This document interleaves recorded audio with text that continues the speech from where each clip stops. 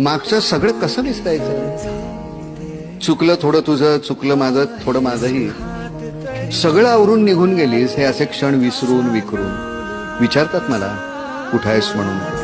मी काय सांगणार? या प्रश्नाचं उत्तर नाही माझ्यापाशी. मी मुकामुकाच.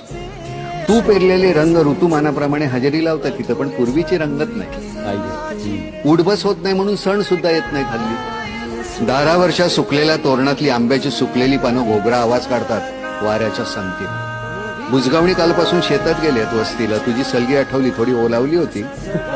चिंचे खाली आता वाचत बसता येतं बरं. दगडी बाग सांगितलेत, कायम तिथेच वाचत बसलेली दिसतेच कॉफीचा मग घेऊन. आता कोणी हट्ट करत नाही माझ्यापाशी. मीच हट्टानं तुला जे आवडायचं ते करतो सगळं. तुझा टूथब्रश तसाच आहे ग्लासात. बिछाण्यावर तुझी उजवी बाजू बिनसुरकुतीची, 2 उषा 2 मऊ पांघरुण. गाडी चालवताना कुठे दिसलीस रस्त्यात तर थांबेन, बोलेन, तूही बोलशील माझ्याशी. माहितीये मला. थंडी पडली आहे.